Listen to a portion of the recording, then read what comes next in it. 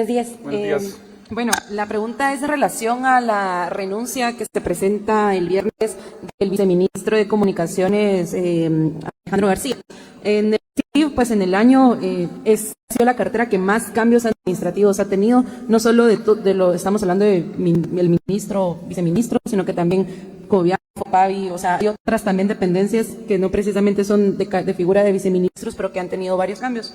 La pregunta sería la siguiente. ¿Cuál es la razón de la inestabilidad que tiene el CIV y qué respuesta tiene el gobierno sobre la baja ejecución que tiene esta cartera? Porque vemos esos cambios, pero no vemos los resultados. Si nos pudiera dar una postura, por favor. Gracias.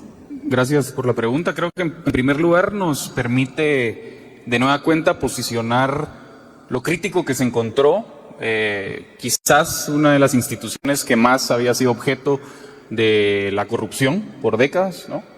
Se había constituido, ¿no?, en el botín político de muchos, y creo que ese es un reto que se tenía desde un inicio. En todo caso, las razones expresadas por el ex viceministro pues fueron puestas al conocimiento de la opinión pública a través del comunicado del viceministro. Valoramos el trabajo que hizo, definitivamente, pero como en todo cambio, también presenta sus oportunidades, y ese es justamente el compromiso ahora. Se ha dicho y se ha reiterado, el compromiso con el tema de la infraestructura vial no es un compromiso cosmético o simplemente de arreglar uno o dos problemas.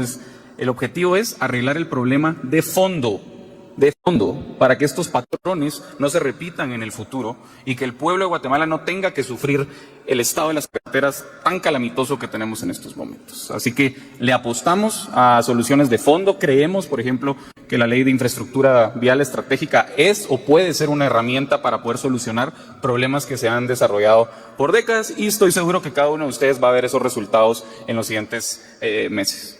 Hay una repregunta, señor secretario. Secretario, entiendo lo que usted dice, que es resolver el problema de fondo. Lo que pasa es que ya ha pasado un año y mientras tanto es la situación de las carreteras la que habla por sí mismo y la inestabilidad que tiene el CIV. Entiendo que el viceministro renuncia por sus razones, pero como gobierno, como estructura, ¿cuál es la solución que ustedes tienen para el CIV? Sí, como le digo, hay una estrategia detrás de esto. Esta semana, tengo entendido, habrá una conferencia de prensa por parte de las autoridades del Ministerio de Comunicaciones en la que definitivamente podrán darles más detalles, y las obras se van a ir viendo. Yo justo el viernes pasado tuve la oportunidad de ir a Chiquimulía. No sé si han tenido la oportunidad de ver el libramiento que se construyó. Tuve la oportunidad de interactuar con vecinos de la localidad. Era una obra que había quedado abandonada por años, y hoy Chiquimulía tiene un libramiento que permite que el tránsito fluya de manera efectiva, que el tránsito no entorpezca las actividades que se desarrollan en el municipio, y este tipo de obras es el que vamos a ir viendo multiplicado en los siguientes meses. Gracias, señor secretario. La última pregunta que afectó a Leslie Sánchez es el señor ministro de Salud. Buenos días, ministro. Se la voy a plantear una vez. Es sobre el convenio de la UNOPS. ¿De cuánto sería el primer desembolso que estarían dando? Y si me pudiera explicar también, no tengo muy claro si los medicamentos van a ser genéricos o no los que se van a estar adquiriendo para el sistema de salud. Y otra pregunta es respecto, ya que estamos hablando del hospital que van a ir a visitar esta semana, también en su momento ustedes hicieron una denuncia sobre el hospital de Huehuetenango en San Pedro Necta. Se había anunciado que justamente el ministro Félix dijo que en octubre se iba a lanzar una licitación para ya poder tener una construcción de ese hospital el próximo año. ¿Cómo ha avanzado ese tema? Si ya está la licitación y todo para que ya se pueda tener un hospital, o si tendríamos que estar esperando todavía más. Gracias. Sí, muchas gracias. Respecto a la primera pregunta, son 250 millones de quetzales, y esto funciona como una subasta inversa. Tanto genérico como no genérico pueden estar disponibles, y cualquier industria, empresa, ya sea nacional o internacional, puede participar en el proceso de adquisiciones de UNOPS. Eso queda claro, que cualquier empresa que cumpla con las condiciones de calidad, eficiencia y transparencia pueden ser parte del mecanismo de UNOPS. Respecto al hospital de San Pedro Necta, seguimos trabajando, ya que es un caso judicializado, se sigue trabajando con la comunidad para prestarles solución al hospital. Sin embargo, ya se construyó un modular y se sigue atendiendo a la población, y nos seguimos comunicando tanto con el alcalde como con la comunidad. Gracias. A usted, señor ministro, muchas gracias. Continuamos con Brainer Ruiz de Albavisión. La pregunta la efectúa hacia el señor ministro de Salud.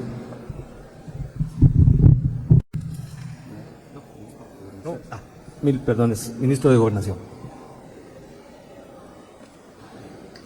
Buenos días, ministros, secretario. Ministro Jiménez, dos consultas. La primera, en el traslado de reos, ¿se encontró algún ilícito? Esa sería la primera. La segunda, ¿estaría preparada la cartera de gobernación para una reacción de los privados de libertad? Gracias. Bien, sobre el último aspecto es importante señalar que un riesgo frecuente de estos traslados, que debo de subrayar que históricamente se habían hecho traslados de 9, 10 personas, es la primera vez que se hace un traslado simultáneo desde 11 centros de privación de libertad y de esta cantidad de privados de libertad. Obviamente nosotros evaluamos las reacciones probables que se podrían tener y se tuvo toda una estrategia precisamente en la identificación de los privados de libertad. Esa identificación nos permitió establecer los riesgos de reacción y nos ha permitido hacer un plan de presencia en algunas áreas y particularmente el grupo GES, el grupo especializado contra las extorsiones, que son las motos que se pusieron a funcionar aproximadamente en el primer mes de gobierno, y tenemos preparado un plan de contingencia. Hasta el momento no ha existido una respuesta o una reacción violenta. Hubo no diría un intento de motín, pero sí una resistencia en Fraijanes, en Pavón, y en Izabal y en otros centros, en en Escuintla, me corrijo, en la Granja Canadá, pero fueron, digamos, resueltos con un diálogo que se tuvo con los privados de libertad, particularmente la mayoría de ellos. Esto se generó porque hubo muchos rumores al interno de los privados de libertad de quiénes iban a ir al centro Renovación 1 y esto generó mucha tensión, pero ya está controlado ese aspecto. Me recuerda la primera pregunta, perdón. Sí, ministro. La primera ya la resolvió. Y la otra es si se encontró algún ilícito en los traslados. El sistema de ingreso tiene para los privados de libertad no solo los rayos X pero eso es más que todo para las visitas. Pero los privados de libertad, el escáner. Con el escáner se encontró un posible ilícito, se identificó lo que parece ser una argolla que está en el interior del cuerpo de uno de los privados de libertad y fue colocado en una situación donde hay que verificar por si esto es un ilícito o no. El resto no se encontró nada. ¿Cómo se ingresó?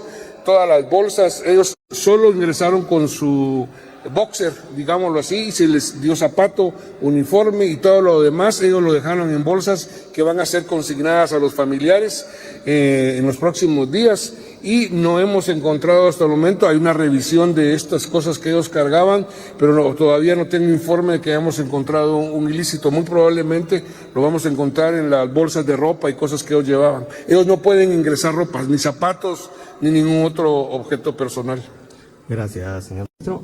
La siguiente pregunta que afectúa a Brainer es hacia el señor ministro Amaga. Antes de continuar, solicitamos por favor concisos en sus preguntas, ya que hay agenda apretada para los señores ministros. Continuamos.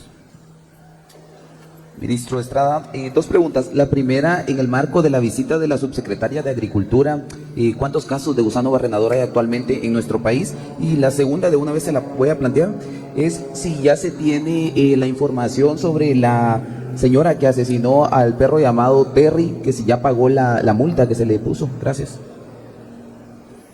Muchas gracias. Son 9 casos los que se han encontrado en Izabal, confirmados.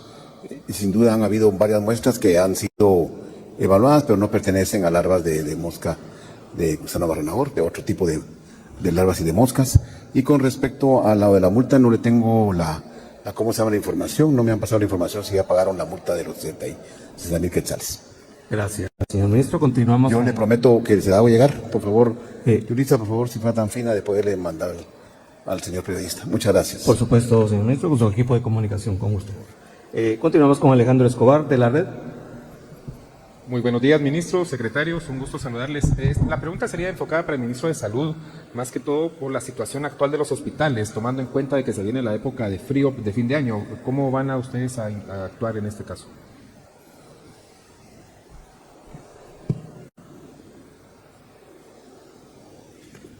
Gracias, sí, en efecto, se espera que aumenten las enfermedades respiratorias, dado el climita del frío que estamos sintiendo ahorita. Los hospitales, los directores tienen el financiamiento disponible para mantenerse abastecidos y es responsabilidad de los directores, tanto de los hospitales como de las redes, de estar abastecidos para las principales enfermedades respiratorias. Hay que hacer énfasis que estas morbilidades son enfermedades comunes, le hace resfriado, amigdalitis, faringoamigdalitis, que son tratados con medicamentos básicos de atención y deben de estar abastecidos. Gracias. A usted, señor ministro. Continuamos con Sofía Araujo de TVGT Noticias. Secretario, muy buenos días. Ministro, secretario, por cierto, ya hice mi tarea, ya leí el libro ¿Por qué fracasan las naciones? Después podemos dialogar un poquito ahí, intercambiar opiniones. Ministro de Gobernación, la primera es para su persona, si fuera tan amable. Tengo entendido que en este traslado se manejó el hermetismo precisamente por el tema de seguridad. Sin embargo, no se trasladaron a los cabecillas de las estructuras criminales. Hablemos de Juancho León en Cantel, Barrio 18, Mana Salvatrucha. ¿Por qué no se trasladaron a los cabecillas o tienen otra estrategia ustedes? Ellos por décadas han hecho extorsiones y asesinatos desde las cárceles. Y la siguiente es para el secretario, después gracias. Bien, el objetivo fundamental de estos traslados fue primero la ubicación de los privados de libertad de alto riesgo en la coordinación de criminalidad hacia el externo, tanto en extorsiones, sicariato como secuestros. Los cabecillas de las pandillas, si bien es cierto, dirigen estructuras criminales, no necesariamente ellos son los que directamente realizan los actos. Por lo tanto, en esta etapa la estrategia consiste en ir precisamente a los actores específicos que son los que realizan, coordinan este tipo de situaciones. Esta primera etapa es a los extorsionadores directamente. Y estos 131 son los que, según nuestra información de inteligencia, tanto criminal, de inteligencia criminal, es decir, la inteligencia que realiza la DIGISI, como inteligencia penitenciaria, nos dieron este listado. Esa es la razón. Claro, uno podría pensar de que el problema fundamental es el problema de las pandillas, pero el enfoque que nosotros tenemos no es de grupos ni de personas, sino que del fenómeno de la extorsión. Y el fenómeno de la extorsión no solo es realizado por Mara y pandilla, es realizado por lo que nosotros llamamos imitadores y que en lo personal o en pequeños grupos organizados logran efectivamente tener un alto impacto en la población. Y es hacia ellos que va dirigido estos operativos. Gracias, señor ministro. La siguiente pregunta de parte de la periodista es hacia el señor secretario de Comunicación.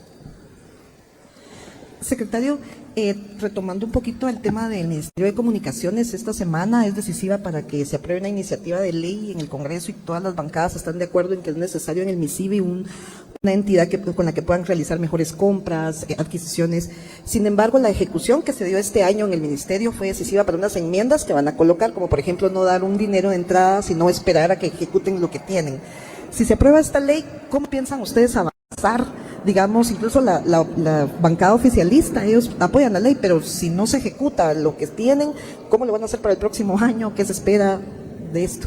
Gracias, Sofía. Qué bueno que leyó el libro que hablamos la semana pasada. Otra recomendación es Orden y Decadencia Política, de Francis Fukuyama, por si lo pueden leer, también muy atado a Robinson y a Acemoglu. Pero en todo caso, muy buena pregunta. Obviamente el Congreso de la República llevará a cabo su proceso legislativo. Estamos atentos a lo que se apruebe. Como digo, lo consideramos que es una herramienta que fortalece justamente estos esfuerzos de atajar el problema de fondo y definitivamente estamos preparados para poder ejecutar cualquier ley que sea aprobada.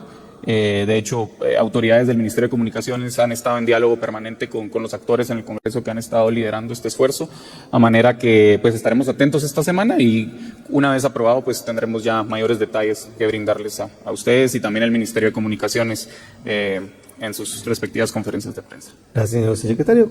Le rogamos continuar en el podio. Sigue Edgar Quiñones de República GT. Desea hacer una pregunta hacia su persona. Claro, buenos días, secretario, buenos días, ministros. Pues tengo tres preguntas, una para usted, para el ministro del MAGA y para el ministro de Salud. La primera es sobre el tema de la elección para determinar quiénes ocupan los cargos de titular y suplente en el directorio de la Superintendencia de Administración Tributaria. Tengo entendido que el presidente pues ya tiene a los candidatos. ¿Cómo avanza ese proceso, el análisis de candidatos? ¿Los va a entrevistar de manera personal? También tengo entendido que tiene hasta el 17 de diciembre para enviarlos al Congreso de la República. ¿Se irá a esperar hasta esa fecha o los va a dar a conocer antes de tiempo, secretario? Muchas gracias, Edgar. Efectivamente, es oportuno que traigas la pregunta. La nómina de candidatos para poder conformar el directorio de la SAT ya está en manos del Ejecutivo. Se está haciendo la evaluación correspondiente. Hasta este momento no hay una fecha específica, pero definitivamente se va a hacer antes de la fecha límite y se están estableciendo justamente los mecanismos de transparencia para que el presidente pueda también conocer cada uno de los perfiles de estas personas y les estaremos informando si se lleva una ronda de entrevistas. Gracias, señor secretario. Continuamos con el señor ministro de Agricultura por parte de Edgar Quiñones. Ministro Maynor, muy buenos días. En 2 ocasiones han publicado el evento para la compra de fertilizantes y no se ha adjudicado. Ahora, según la norma publicada en la ampliación presupuestaria, la compra se hará a dedo. ¿Por qué se llega a una compra que genera tantas dudas siendo un ministerio que se presta para eso? Y otra pregunta, ministro, el porcentaje de ejecución de su ministerio es el más bajo según el Ministerio de Finanzas. ¿Por qué está en baja la ejecución con tantas necesidades que hay en el país de agrícola alimentario? ¿Por qué es tan baja la ejecución en su cartera, ministro? Muchas gracias, don Edgar, muy amable por la pregunta. Justamente usted me está diciendo, voy a por la primera, fertilizantes. No es a dedo, en lo absoluto. Justamente como usted lo dijo, fueron 2 eventos que no fueron adjudicados. El segundo, por no convenir los intereses del Estado, por un precio muy alto de los fertilizantes que estaban ofreciendo.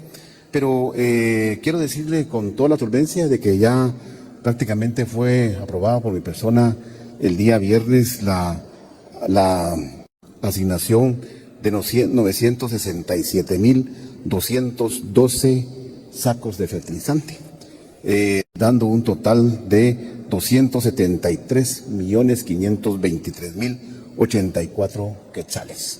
Estos ya están aprobados. Son 2 empresas las que se adjudicaron y no fue a dedo. Nosotros hicimos nuevamente una oferta electrónica y llegaron, si no estoy mal, 6 ofertas, 3 válidas, y de esas 3 se escogieron 2, las 2 de lo que nos dan menor precio. Así que siéntase usted como más seguro. Y le quiero decir algo más, para que usted se dé cuenta del porqué de esto. Nosotros prácticamente tuvimos una... por decirle así, un saldo positivo de 21 millones de quetzales, por los cuales prácticamente nosotros ahí le podríamos decir que ¿cómo se llama? Que fue lo que se redujo prácticamente un saldo positivo para el Estado. Por un lado, ¿por qué la ejecución tan baja en el ministerio?